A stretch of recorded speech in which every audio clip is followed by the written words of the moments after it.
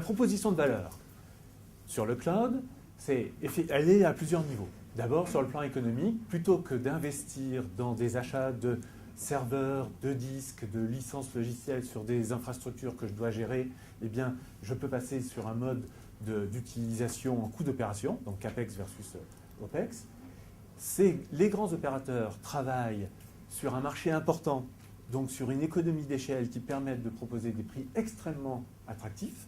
Il y a des études, par exemple, sur la fonction mail faites par le Forrester qui montrent qu'il y a un ratio de 1 à 3 ou de 1 à 5 en fonction des tailles d'entreprise entre une messagerie hébergée, exploitée soi-même ou chez Google.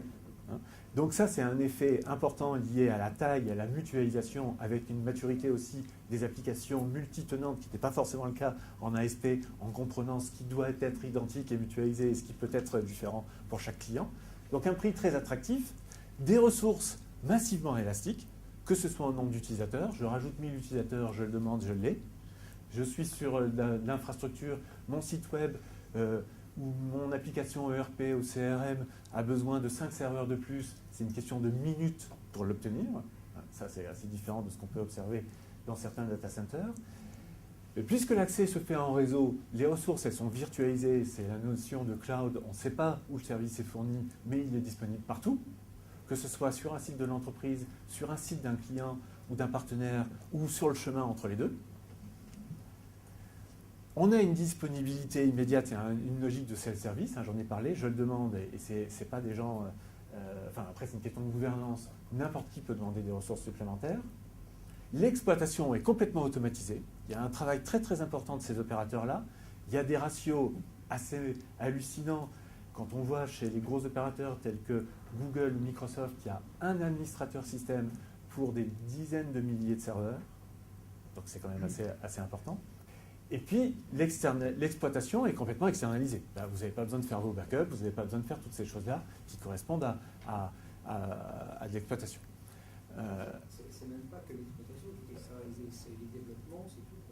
Alors après, ça dépend quelle formule vous adoptez entre... voilà. Mais en tout cas, l'exploitation. Voilà. Alors c'est pour ça qu'en fait, moi j'aime bien citer cette analyse du Gartner qui dit que du coup, et ça c'est assez important en termes de façon de penser l'informatique, le cloud computing, il déconnecte l'IT d'une logique de coût où on dit combien de serveurs, combien de disques, combien de capacités réseau, combien de postes de travail. Les postes de travail, il faut les avoir encore, mais pour avoir cette fonction informatique, à une logique de valeur. J'ai 1000 utilisateurs d'un CRM, est-ce que ça vaut le prix qui m'est proposé par l'opérateur de SaaS, avec plus ou moins de fonctionnalités, plus cher ou moins cher. C'est pour ça qu'en 2009, on a observé plus de 20% de croissance sur un marché qui était quand même pas si en forme que ça, et qu'il y a des prévisions avec des très gros chiffres à horizon 2013. Alors, des exemples pour répondre à Karine sur des gens qui l'ont fait et qui ont observé des baisses de coûts, qui ont communiqué là-dessus. Donc moi, j'aime bien citer cet exemple d'une société TC Cube aux États-Unis qui en fait de la collecte de feuilles de soins, de prestations de santé, qui les vérifie, qui s'assure qu'elles correspondent bien au contrat, que la personne est couverte pour ce type de prestations, etc. Et donc, ils sont fournisseurs du service pour les payeurs de santé aux États-Unis.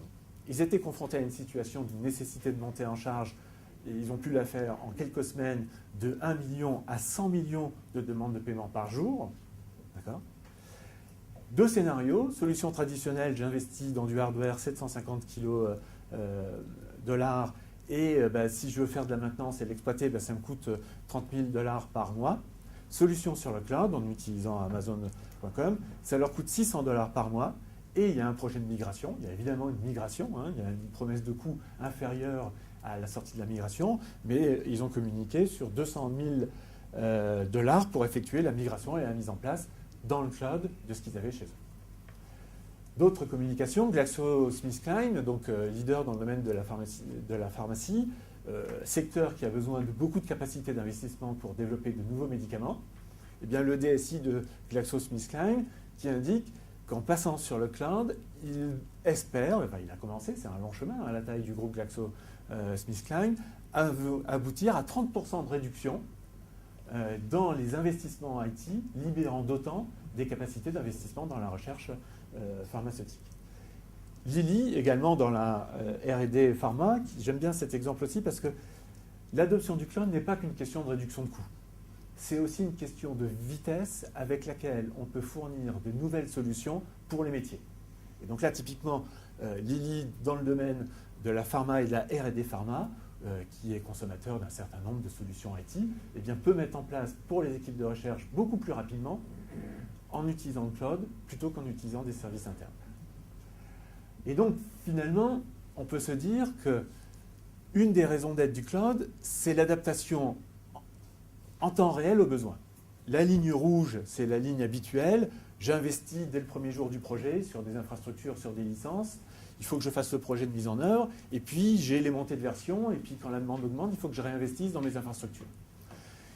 En fait, la courbe de la demande, c'est la courbe verte. Ben, elle n'est pas linéaire. Il y a des périodes de creux et il y a des périodes de pointe. Et bien, finalement, avec le cloud, vous êtes capable d'adapter vos capacités à cette demande sans être en sous-capacité et donc avoir un défaut de service à certains moments, et sans être en surcapacité parce que vous avez surdimensionné, donc investi plus qu'il faut. Donc on peut se dire, le slogan, ça pourrait être pas d'investissement avant l'utilisation, payer que ce dont on a besoin au moment où on en a besoin.